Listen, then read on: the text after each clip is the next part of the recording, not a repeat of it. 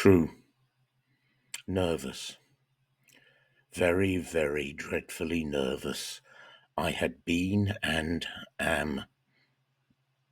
But why will you say that I am mad? The disease had sharpened my senses, not destroyed, not dulled them. Above all was the sense of hearing acute. I heard all things in the heaven and in the earth. I heard many things in hell. How then am I mad? Hearken and observe how healthily, how calmly I can tell you the whole story. It is impossible to say how first the idea entered my brain, but once conceived, it haunted me day and night. Object there was none. Passion there was none. I loved the old man. He had never wronged me. He had never given me insult. For his gold I had no desire. I think it was his eye. Yes, it was this. One of his eyes resembled that of a vulture, a pale blue eye with a film over it. Whenever it fell upon me, my blood ran cold, and so by degrees, very gradually, I made up my mind to take the life of the old man, and thus rid myself of the eye forever. Now this is the point. You fancy me mad. Madmen know nothing, but you should have seen me.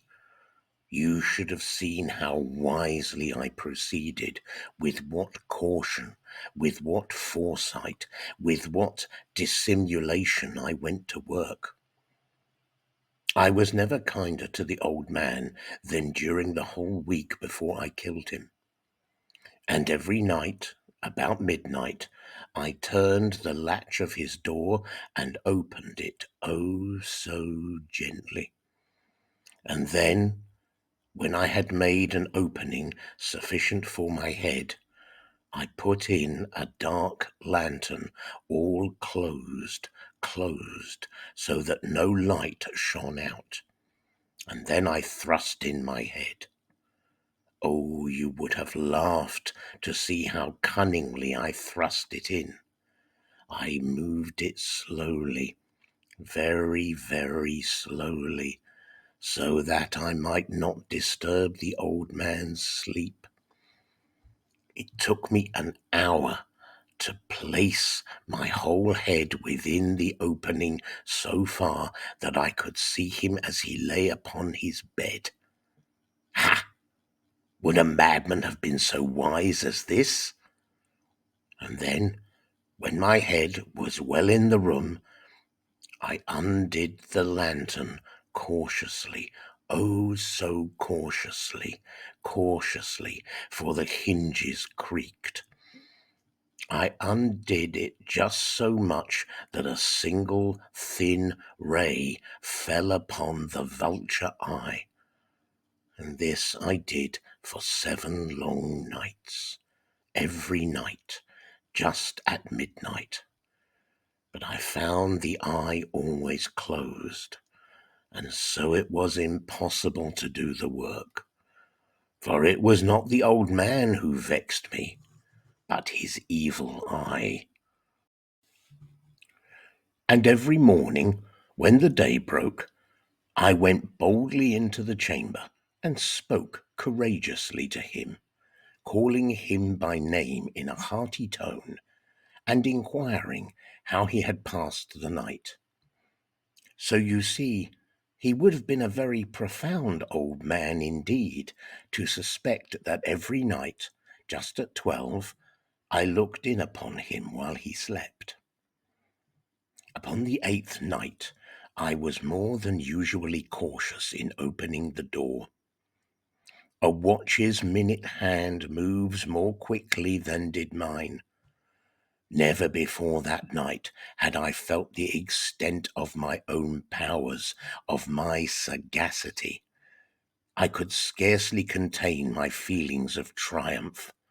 To think that there I was, opening the door, little by little, and he not even to dream of my secret deeds or thoughts. I fairly chuckled at the idea. Perhaps he heard me, for he moved on the bed suddenly, as if startled. Now you may think that I drew back, but no. His room was as black as pitch with the thick darkness, for the shutters were close fastened through fear of robbers, and so I knew that he could not see the opening of the door, and I kept pushing it on, steadily, steadily. I had my head in, and was about to open the lantern, when my thumb slipped upon the tin fastening, and the old man sprang up in the bed, crying out, "Who's there?" I kept quite still and said nothing. For a whole hour I did not move a muscle, and in the meantime I did not hear him lie down. He was still sitting up in the bed, listening, just as I have done, night after night, hearkening to the death watches in the wall. Presently I heard a slight groan, and I knew it was the groan of mortal terror. It was not a groan of pain or of grief. Oh no, it was the low, stifled sound that arises from the bottom of the soul when overcharged with awe. I knew the sound well.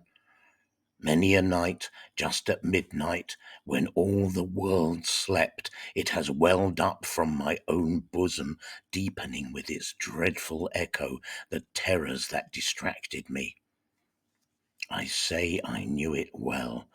I knew what the old man felt, and pitied him, although I chuckled at heart.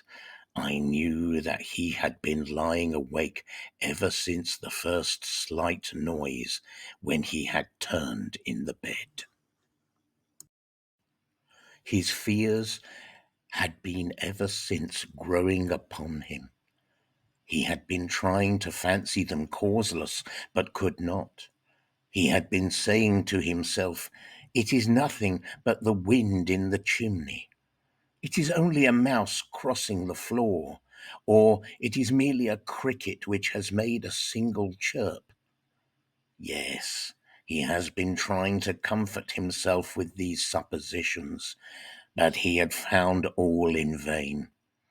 All in vain, because death in approaching him had stalked with his black shadow before him and enveloped the victim. And it was the mournful influence of the unperceived shadow that caused him to feel, although he neither saw nor heard, to feel the presence of my head within the room. When I had waited a long time, very patiently, without hearing him lie down, I resolved to open a very, very little crevice in the lantern. So I opened it. You cannot imagine how stealthily, until at length a single dim ray, like the thread of the spider, shot from out the crevice and fell upon his vulture eye. It was open, wide, wide open, and I grew furious as I gazed upon it. I saw it with perfect distinctness, all a dull blue, with a hideous veil over it that chilled the very marrow in my bones.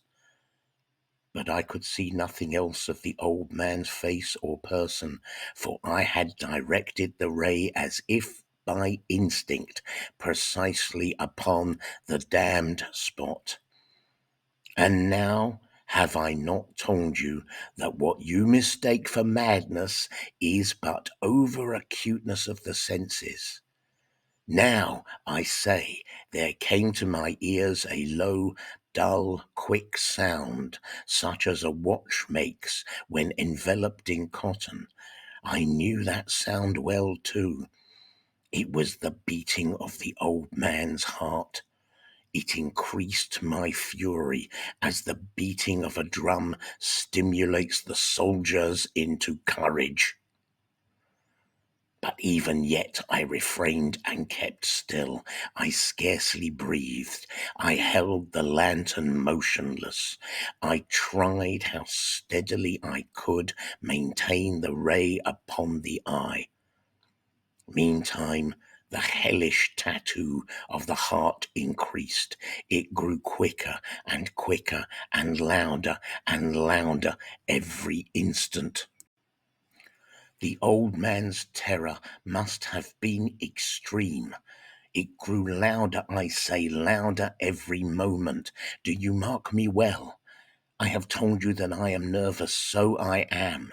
And now, at the dead hour of the night, amid the dreadful silence of that old house, so strange a noise as this excited me to uncontrollable terror. Yet, for some minutes longer, I refrained and stood still. But the beating grew louder, louder. I thought the heart must burst. And now a new anxiety seized me. The sound would be heard by a neighbor. The old man's hour had come. With a loud yell, I threw open the lantern and leaped into the room. He shrieked once only. In an instant, I dragged him to the floor and pulled the heavy bed over him. I then smiled gaily to find the deed so far done. But for many minutes, the heart beat on with a muffled sound. This, however, did not vex me. It would not be heard through the wall. At length it ceased. The old man was dead. I removed the bed and examined the corpse. Yes, he was stone dead. I placed my hand upon the heart and held it there many minutes. There was no pulsation. He was stone dead. His eye would trouble me no more. If you still think me mad, you will think so no longer when I describe the wise precautions I took for the concealment of the body. The night waned, and I worked hastily but in silence. First of all, I dismembered the corpse. I cut off the head and the arms and the legs. I then took up 3 planks from the flooring of the chamber and deposited all between the scantlings. I then replaced the boards so cleverly, so cunningly, that no human eye, not even his, could have detected anything wrong. There was nothing to wash out, no stain of any kind, no blood spot whatever. I had been too wary for that. A tub had caught all. Ha ha! When I had made an end of these labours, it was 4 o'clock, still dark as midnight. As the bell sounded the hour, there came a knocking at the street door. I went down to open it with a light heart, for what had I now to fear? There entered 3 men who introduced themselves with perfect suavity as officers of the police.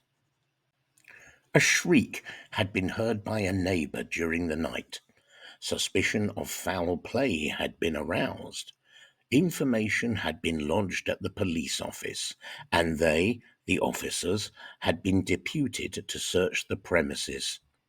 I smiled, for what had I to fear? I bade the gentleman welcome. The shriek, I said, was my own in a dream. The old man, I mentioned, was absent in the country. I took my visitors all over the house. I bade them search well.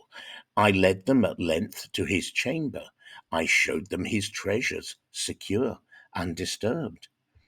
In the enthusiasm of my confidence, I brought chairs into the room and desired them here to rest from their fatigues, while I myself, in the wild audacity of my perfect triumph, placed my own seat upon the very spot beneath which reposed the corpse of the victim. The officers were satisfied. My manner had convinced them. I was singularly at ease. They sat, and while I answered cheerily, they chatted of familiar things. But ere long, I felt myself getting pale and wished them gone.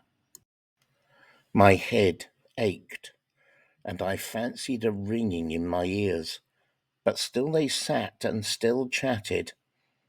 The ringing became more distinct. It continued and became more distinct. I talked more freely to get rid of the feeling, but it continued and gained definitiveness, until at length I found that the noise was not within my ears.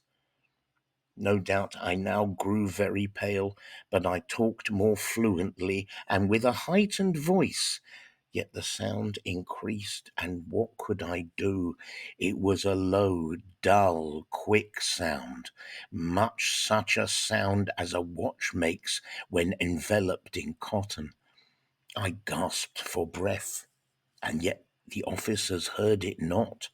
I talked more quickly, more vehemently, but the noise steadily increased.